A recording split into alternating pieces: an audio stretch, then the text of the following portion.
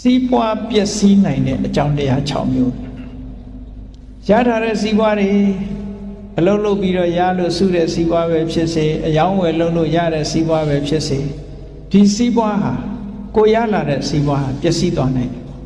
အဲ့ဒီပျက်စီးတာဆိုတာလည်းအကြောင်းပဲမဟုတ်ဘူးတဲ့ကိုယ့်ရဲ့လုပ်ရက်ပုံမှာမိပြီးတော့ပျက်စီးသွားနိုင်တယ်အဲ့ဒီ6မျိုးကိုမလုပ်ပါနဲ့ရှောင်ကျဉ်ပါလို့မြတ်စွာဘုရားဒီလိုဟောတယ်အဲ့ဒီ6မျိုးကလာပြီးနံပါတ်1ကဘာလို့ဆိုသူရမေရိယမစ္ဆပမာဒဌာနာတဲ့နော်အယက်သေးစာဘီယာဆေဝါမူရဆေဝါတွေသုံးဆွဲတယ်အဲ့ဒီသုံးဆွဲမှုက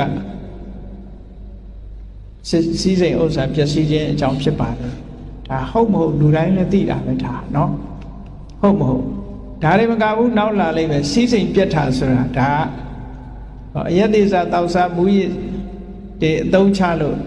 တဖြည်းဖြည်းချမ်းသာတဲ့လူလည်းမွဲသွားတဲ့ထားပဲပေါ့ဒီမွဲတာတစ်မျိုးတွေမကဘူးမြတ်စွာဘုရားကထပ်ချက်ပြီးတော့ဟောသေးတယ်အခုတော့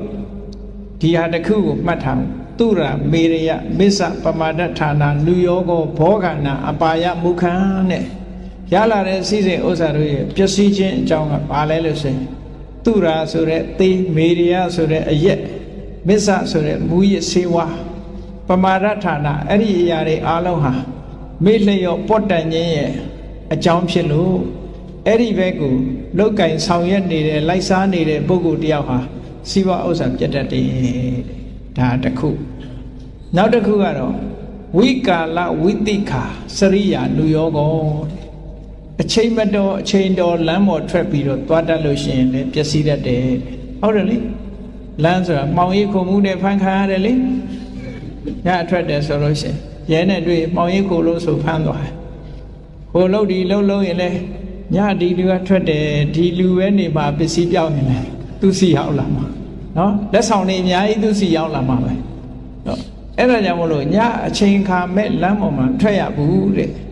ထွက်တဲ့အကျင့်မထားရဘူးလို့ဒီလိုဆိုတယ်နောက်တစ်ခုကသမစ္ဆာဘိစရဏတဲ့ဘယ်မှာစတေရှိုးရှိတယ်ဘယ်မှာကာဝဲရှိတယ်ဘယ်မှာဘာရှိတယ်နိုင်ကလပ်ရှိတယ်ဆိုသွားခြင်းတဲ့ပုဂ္ဂိုလ်အဲ့ဒီလိုသွားတာဟာလဲစီးပွားပြည့်ခြင်းအကြောင်းတစ်ခုဖြစ်ပါတယ်ဟုတ်တယ်လေနိုင်ကလပ်သွားလို့ခုနတုန်းကဂရေ80ကျွယ်ဝတဲ့တထေးကမွဲသွားတာပဲလေပန်းကုံစော့လိုက်